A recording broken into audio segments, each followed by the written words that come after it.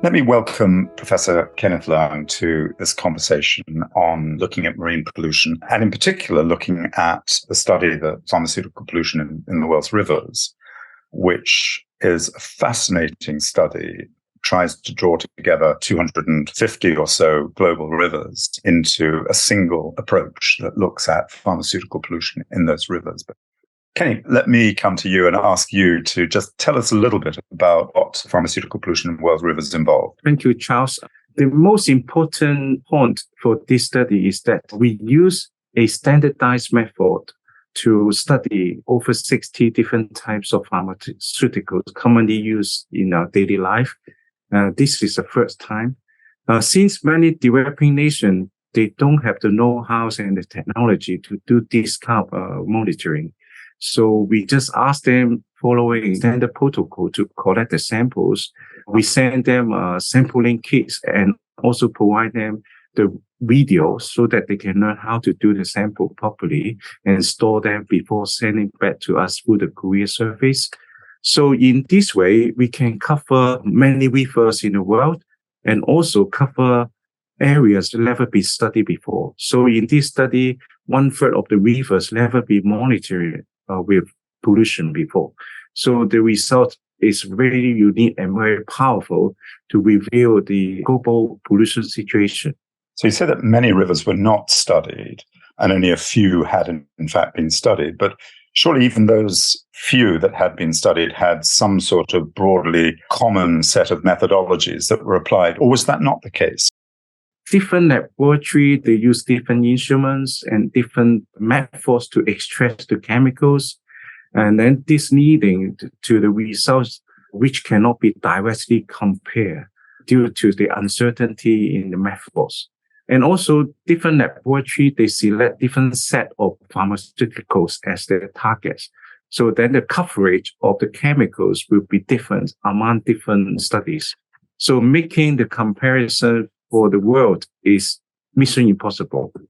So how did you make decisions about what kind of pharmaceuticals to look at? Because, of course, that has a bearing in the future on looking at other different kinds of chemicals as well. How did you make those decisions? This study was led by York University Professor Alice Botso. Before the study, they revealed common pollutants in the rivers around the world. Then they figure out the most commonly used chemicals, commonly used medicines being found in the rivers, about 61 of them. And then develop a single method which allowed them to measure the 61 chemicals at the same time. So then that was the step. They come up with the list of chemicals. So really what is fundamentally unique about this study is that this has all been designed in order to make the results understandable and comparable across all of the world's rivers, or at least all of the rivers that you study. How then, and what's interesting about this study is that it's led you into a new area, and that is the study on global estuaries monitoring.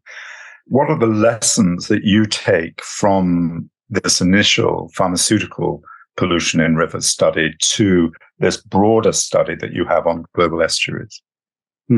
So I'm a marine biologist. I have my heart on the marine conservation and protection. Then when I study this river pollution problem, I realized that all these pollutants will end up in the estuary, where the river meet the ocean and where the most productive marine environment in the ocean. So there are many fragile habitats. If those chemicals end up there, will impact on the biodiversity and also fishery resources. This is my concern. If we want to monitor ocean, then first we should monitor the health of estuary. If they're doing okay, then the ocean also okay. So that's why I think that the river projects shed the light that we can mobilize everyone in the world to work towards the common goal and then build a network for monitoring the pollution and also the ecosystem health together. That is a very beautiful kind of endeavor. So I think we can extend this effort to estuaries.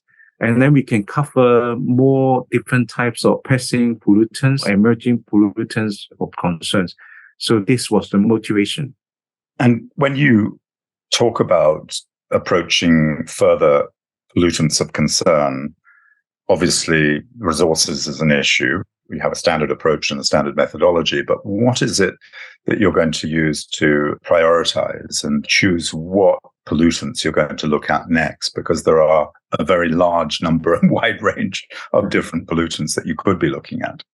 Because this is a GM project, is part of the United Nations decade of ocean science for sustainable development.